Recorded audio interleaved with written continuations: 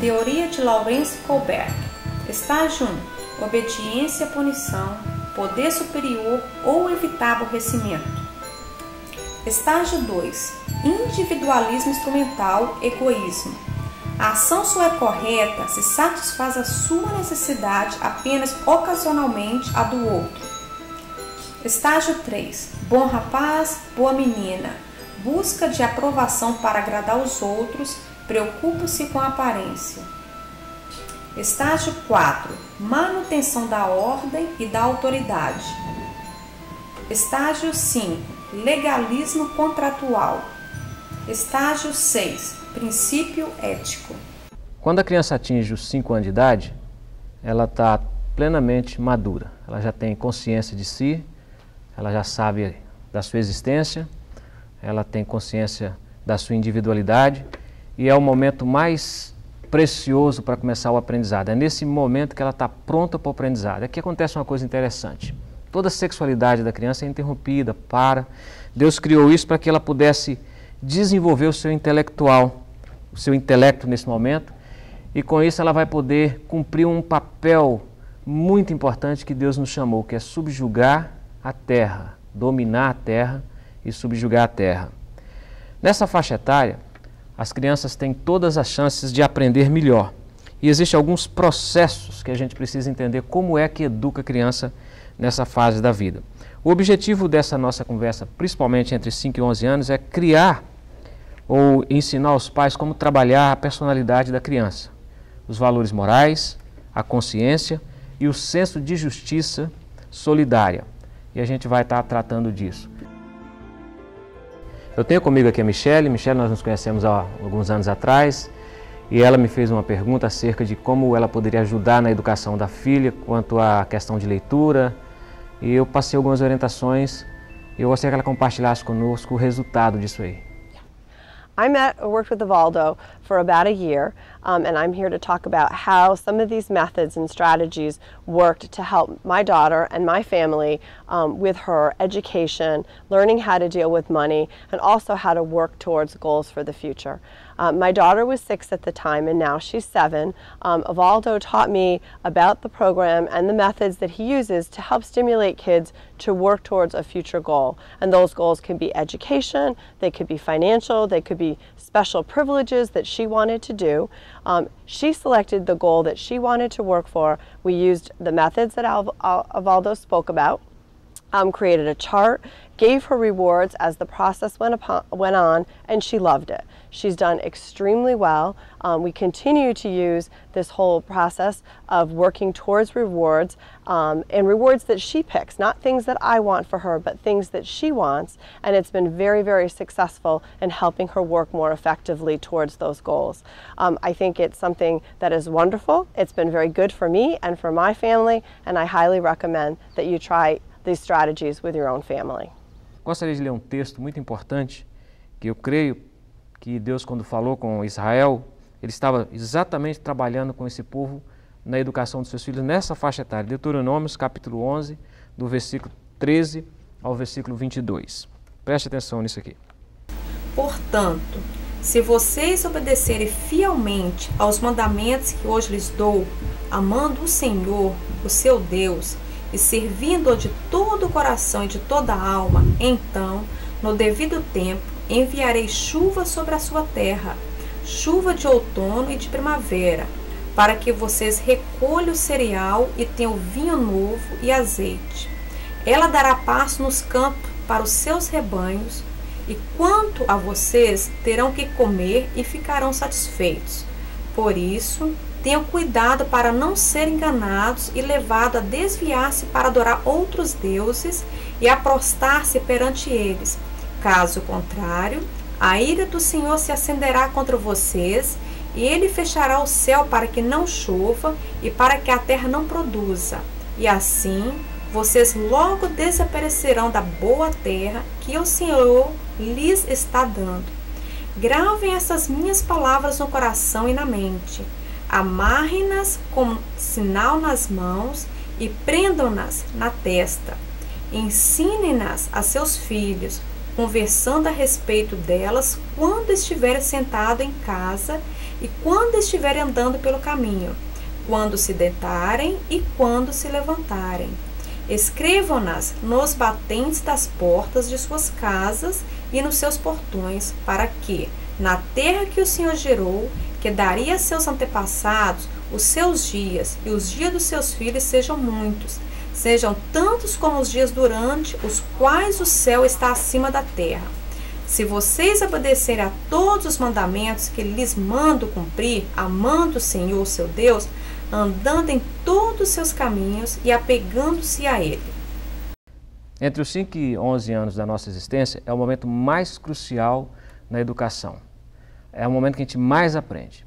É importante que o pai tenha alguns pontos interessantes que ele deve prestar atenção nessa faixa etária, porque vai afetar o resto da história do seu filho. E tem algumas coisas que eu gostaria de compartilhar com você acerca dessa faixa etária, do aprendizado e dos traumas e de uma série de coisas que acontecem aqui. Esse texto que nós lemos, em Deuteronômio do capítulo 11, a partir do verso 13, vai até o verso 22, onde Deus conversa com os pais, dizendo, olha, inculca o teu filho, ensina o teu filho, andando no caminho, estando em casa, deitado, levantando.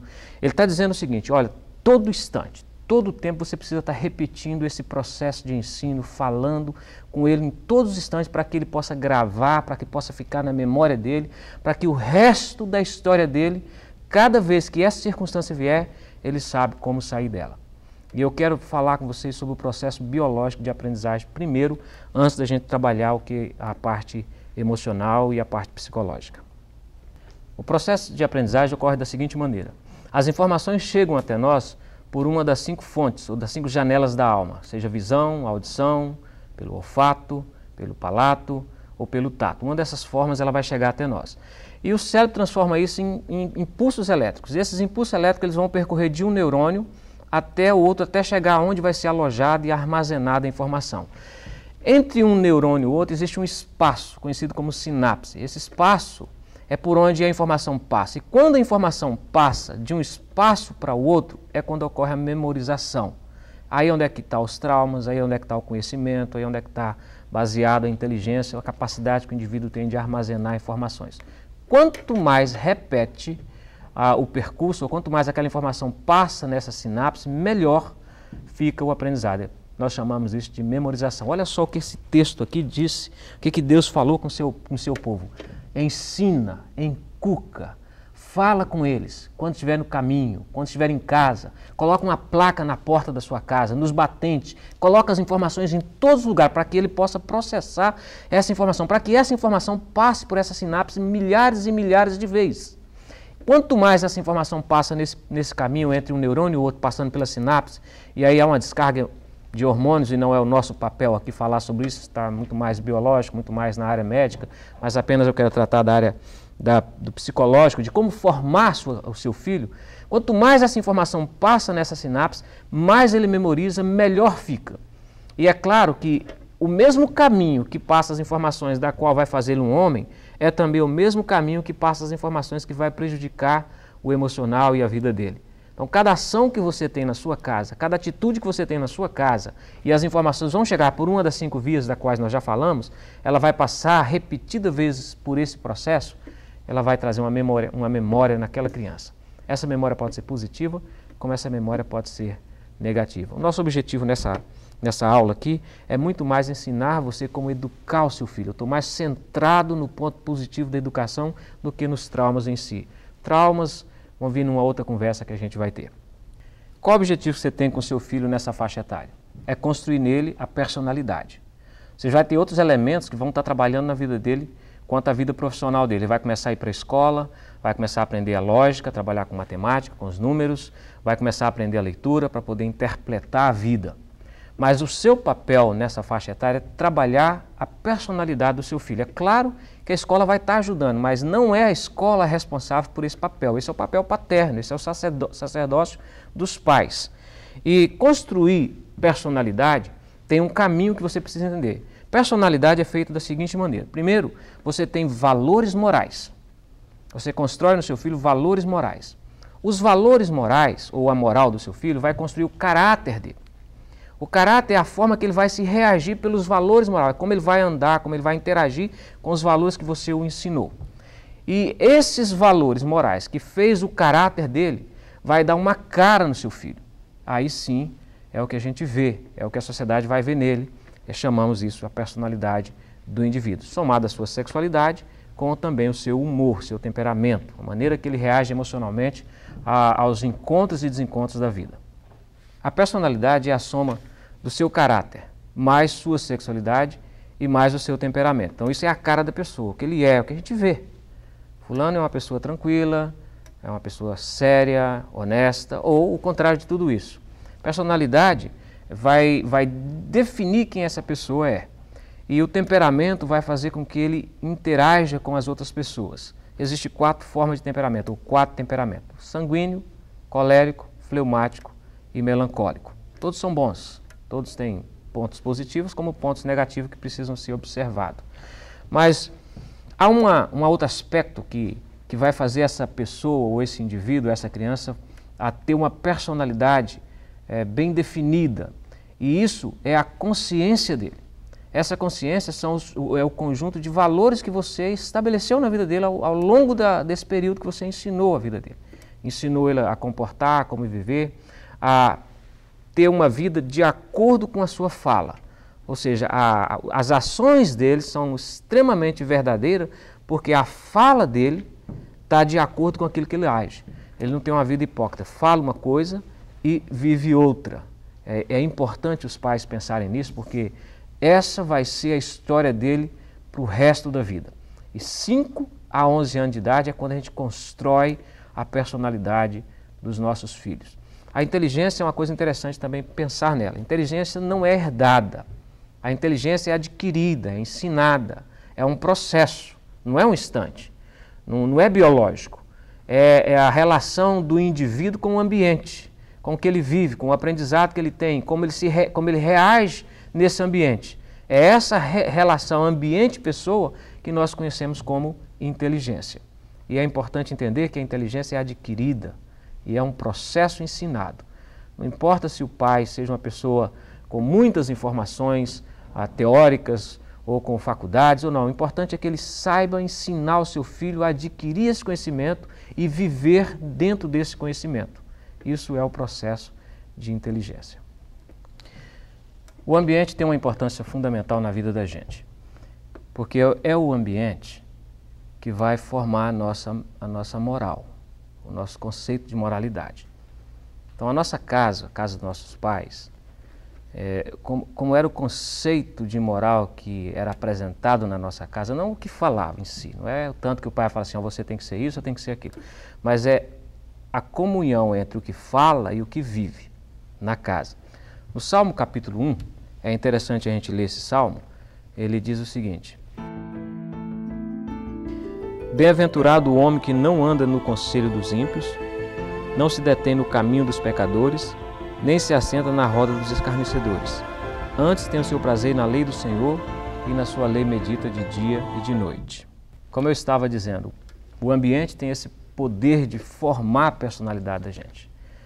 E nesse salmo davídico, ele fala tão perfeitamente sobre essa questão de não andar no conselho, nem deter no caminho e nem se assentar na roda. Porque, olha, o processo de aprendizagem é uma repetição. Quanto mais a informação vem, quanto mais ela passa pelos neurônios de um para o outro, na sinapse, mais a gente vai sendo formado. E nesse processo para formar o indivíduo, e nessa faixa etária a gente tem que pensar muito na personalidade do ser que está sendo feito. E para que haja uma personalidade de boa reputação, a gente tem que criar um caráter firme. E o caráter é formado por valores morais. Então os pais precisam aqui traçar quais são os valores morais que ele quer nesse filho. O que é que ele pensa desse filho? Como é que vai ser esse filho no futuro? Como é que vai ser o homem que está sendo feito nessa criança? Quais são os valores morais dos quais você está esperando que esse seu filho tenha quando ele tornar-se um homem? Vai ser um sujeito honesto? Vai ser um sujeito que respeita os limites? Vai ser um sujeito que respeita ao sexo oposto? Vai ser um sujeito que respeita a sociedade? Vai ser um sujeito que tem uma vida tranquila, sem nenhum constrangimento com a justiça, porque ele tem um caráter bem formado. Então, esse caráter está nas suas mãos nessa faixa etária. Entre 5 e 11 anos você está fazendo isso, você está construindo nele, não só com suas palavras, não só com suas cobranças, nem com suas disciplinas, mas também com as ações que você tem dentro da sua casa. Vai construir nele. Como é que você se relaciona com a sua esposa? Como é que você se relaciona com o seu vizinho? Como é que você se relaciona com suas contas? Como é que você se relaciona com sua fé, com a sua igreja? Como é que é o seu comportamento na igreja, diante dos irmãos, o seu comportamento em casa? Toda essa gama de informações estão sendo processadas na mente do seu filho todos os dias. Todas as vezes que você tem uma ação repetida daquilo que vai ser o conceito moral que você está passando para ele ou que você deseja para ele, estando repetido nas suas palavras e nas suas ações em casa, está sendo formado na vida dele. E lá no futuro, quando ele chegar à sua maioridade, ou chegar na maturidade, ou na sua puberdade, quando ele entrar na crise da puberdade, da qual ele vai ter que assumir uma personalidade, nesse instante, esses valores dos quais foram formados na mente dele, é que virão no processo de uma decisão que ele vai tomar na vida. Então, preste atenção que as suas ações, o seu dia a dia, as suas palavras, juntamente com as ações que você tem na sua casa, o seu comportamento, o relacionamento que você tem com sua esposa, ou com seu cônjuge, caso mãe, para com o pai, pai com a mãe, essas ações que estão estampadas, são os outdoor da casa. Aquilo que o texto de Deuteronômio fala assim, prega nos portais da sua casa. São esses outdoors, são essas imagens que vão estar formando. Lembra que lá no início, lá na primeira fase da vida, eu falei que a gente se forma por imagem, depois que vem o processo da linguagem? Isso continua, não é apenas lá naquela faixa etária. O primeiro processo na formação da gente são as imagens. E depois das imagens, vem-se a leitura das imagens, que é o processo da linguagem. Isso continua por resto da nossa vida e se processa as informações dessa maneira. Então, as suas ações, a sua maneira de comportar em casa e lidar é que vai criar um senso de moral na vida do seu filho. Então, dentro de casa a gente vai construindo esses valores. Há um outro valor importante também que nessa faixa etária a gente tem que construir, e eu chamo ela de sexualidade da casa. Muitas vezes os pais pensam que a sexualidade é uma coisa particular dos pais, mas é na sexualidade do casal é que vai construir nos filhos a sua sexualidade. E a sexualidade não é apenas do casal, a intimidade é do casal. Um momento mais íntimo, esse sim é do casal, mas o namoro, o abraço, um pouco da sensualidade, o carinho, o trato do marido com a mulher, dentro da casa, próximo dos filhos, esse aproximar, esse abraçar, esse estar junto, essa construção de mostrar para a criança que existe uma relação mais próxima, mais íntima, mais comprometedora entre um homem e uma mulher, vai construir nele um desejo de construir uma família. Automaticamente, nessa faixa etária, as crianças aprendem também por um outro processo chamado de lúdico, que é brincando. A criança, quando brinca, ela é mais do que uma brincadeira. Ela está construindo uma história, construindo uma consciência do que ela sonha, do que ela deseja, do que ela quer, do que ela vai ser. E na brincadeira, ela vai imitar a vida social, ela vai imitar os pais. Quando ela for construir, ela vai na sua brincadeira, ela vai construir família. Ela vai ter o pai, vai ter a mãe, os seus elementos de brinquedo, como um boneco, ou carrinho, ou seja lá qual for o elemento, vão ser colocados nesses objetos seus afetos, seus sentimentos. E esses sentimentos, esses afetos vão ser construídos na mente da criança a partir dos afetos que está sendo à sua volta, no seu ambiente. Então é importante que os pais tenham essa consciência que quanto mais carinhosos eles são uns com os outros diante dos filhos, respeitando os limites, para que não passe dos limites, mas entendendo que a sensualidade do casal, de uma certa forma, tem que ser demonstrada aos filhos, para que eles possam construir neles a sua sexualidade bem definida. Porque se os pais não trazem essa informação, com certeza essa informação vai vir de maneira deturpada, virá na rua, virá na escola, virá no que eles vão ver lá fora. E a informação vindo lá de fora, muitas delas vêm deturpadas. Olha o que está acontecendo, você está educando essa criança desde a idade nova, desde a tenra idade do 0 ano, até a sua fase adulta. Cada processo, cada instante da vida, você vai estar ensinando ele uma ação da qual vai ser eternamente na vida dele. Ele vai ter aquilo para sempre. E essa criança que você está criando está dentro de um princípio que a Bíblia ensina: deixa pai e mãe, une-se a sua mulher. Então você está treinando ele para esse processo. Ele vai chegar um momento em que ele vai unir-se o seu cônjuge, seja a menina unindo a seu marido, ou seja o menino unindo a sua esposa. E dentro dessa relação marido-mulher, a afetividade, a sexualidade vai estar lá. E é o seu papel ensinar essa sexualidade. E se ele pega uma forma caricaturizada, uma forma externa, de pornografia ou de outra forma que a sexualidade nele foi ensinada, obviamente ele vai levar isso para a vida. E obviamente ele vai levar isso para o casamento dele. E aí vão ser os problemas que vão estar formando esse novo casal, esse novo ser, essa nova família. E a sociedade, com isso, também vai estar sendo deformada. Então é importante que haja um ajuste entre os casais. Os pais precisam desse ajuste no seu lado afetivo. Eu gostaria de compartilhar um pouquinho sobre essa questão da afetividade, formando o caráter do indivíduo. E é daí também ajudando na formação da sua orientação sexual ou da sua sexualidade. Em Romanos capítulo 7, versículo 19, Paulo fala uma coisa interessante. Ele diz o seguinte: pois o que faço não é o bem que desejo, mas o mal que não quero fazer, esse eu continuo fazendo. Agora, por que isso acontece? Por que acontece isso na vida da gente? Por causa da formação que nós tivemos ao longo da nossa vida. Sendo mal formado, a gente, quando quer fazer o bem, não consegue fazer o bem, porque o bem que queremos fazer, ele não está processado em nós. Mas o mal que nós não queremos fazer, que foi processado ao longo da nossa história, vai estar sempre voltando à nossa mente, e quando pensamos que não, fomos tomados por esse impulso, e aí a gente age de maneira errada. Eu gostaria de conversar um pouco sobre perversões ou parafilias. A gente tem uma ideia equivocada sobre perversão. Perversão é uma versão paralela, ou é uma versão contrária à versão da lei, da figura paterna, aquela figura que nós lá na primeira fase da vida nós dizemos que são as figuras do homem e as figuras da mulher dentro da construção do caráter do indivíduo. Quando o comportamento sai da naturalidade, nós chamamos que esse comportamento sexual é pervertido ou transtornado. Dentro da construção de valores morais, eu quero ensinar vocês uma coisa importante aqui sobre a sexualidade. A sexualidade também está ligada aos valores morais, porque o comportamento sexual do indivíduo vai estar muito ligado ao seu comportamento moral. E existe uma série de perversões sexuais, conhecida como parafilias. Perversão é quando você foge à regra normal, foge o princípio da lei, ou é uma versão paralela.